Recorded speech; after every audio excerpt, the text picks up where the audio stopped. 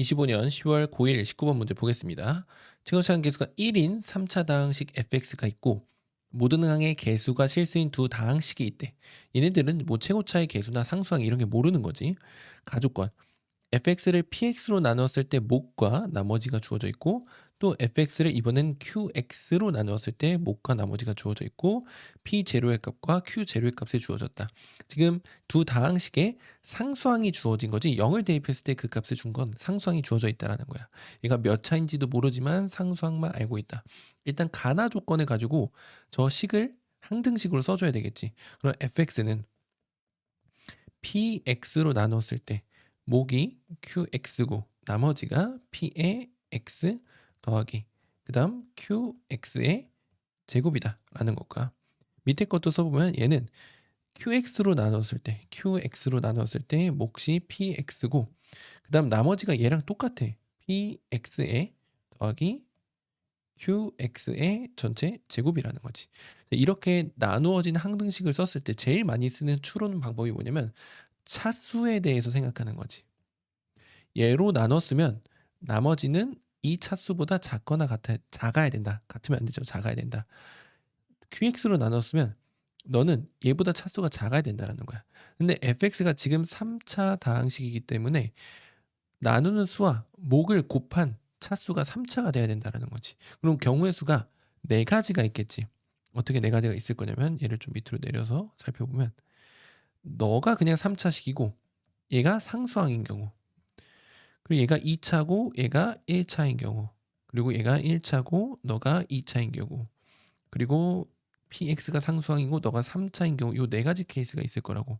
근데 그 뒤에 걸 보면 만약에 px가 상수항이고 qx가 3차면 뒤에는 무조건 상수항만 나와야 돼. 상수항으로 나눴을 때 나머지는. 근데 얘가 3차식이기 때문에 여기가 차수가 더 높아져 버린다고. 얘보다 나머지 차수가 더 높아진다고. 이런 일이 없어야 돼. 1차, 2차도 마찬가지. 1차인데 2차의 제곱인 4차가 나올 거라고. 1차에 여긴 4차가 된다고. 그러면 너보다 차수가 올라가기 때문에 얘도 안 된다라는 거야. 그럼 요 케이스 볼까? 3차고 상수항이면 너가 3차고 상수항이야.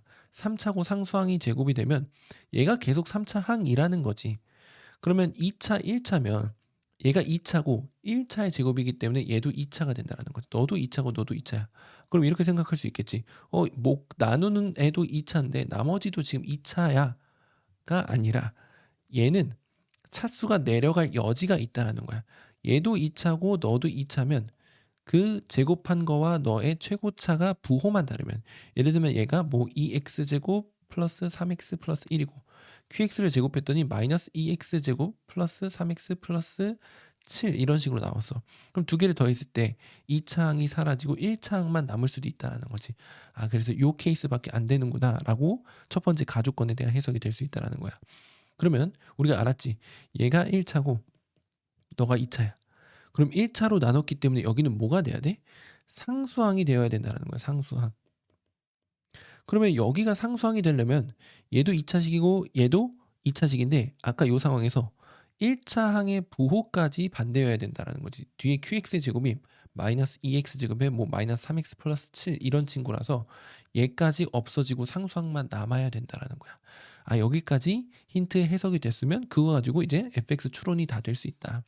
자 그러면 한번 해볼게요. 지금 가지고 있는 정보가 px가 2차이고 상수항 p0가 마이너스 2라는 정보 가지고 있고 qx라는 친구가 1차이고 q0 상수항이 1이라는 걸 가지고 있잖아. 그럼 내가 qx식을 최고차항을 내가 a라고 두면 ax 플러스 1이라고 쓸 수가 있겠죠. 이런 식으로 px도 미지수를 두고 세팅을 해볼 건데 지금 최고차항의 계수가 1이라는 조건 아직 안 썼거든. 3차 당시 fx가 최고차항 계수가 1이어야 돼. 그러려면 px와 qx의 곱이 있을 때 얘네 둘의 곱이 있을 때 최고차가 1이 되기 위해선 얘네 둘의 최고차의 관계가 역수 관계여야 된다라는 거야. 아 그래 너가 a분의 1의 x제곱 이런 항으로 되어 있어야지만 둘을 곱했을 때 최고차 3차 항이 1이 될 수 있다는 거지. 이걸 읽고 둘 다 1이어야 되네? 라고 생각하면 안 돼. 얘네들의 최고차의 개수가 역수 관계이면 된다. 이렇게 해석을 해줘야 되는 겁니다. 그래서 a분의 1 x제곱 쓸 수 있고 얘를 1차 항은 모르는 거고 상수항만 마이너스 2라고 할 수가 있겠죠. 그래서 px랑 qx에 대한 식을 내가 다 쓸 수 있다. 여기까지 돼야 되고 그리고 qx를 제곱해서 두 개를 더했을 때 상수항만 남아야 된다라는 거고 가지고 a, b 값을 다 구할 수가 있겠죠. 그래서 이 둘을 더했을 때 상수항만 남아야 된다 조건을 이용할 겁니다. 그러면 a분의 1 x제곱 플러스 bx 마이너스 2라는 px에 qx의 제곱 ax 플러스 1의 제곱을 더한 결과가 상수항만 남았으면 좋겠다. 그러면 전개해주면 여기서 a분의 1의 x제곱에 더하기 bx에 마이너스 2에 더하기 a제곱에 x제곱에 더하기 2ax에 더하기 1 이렇게 되겠죠.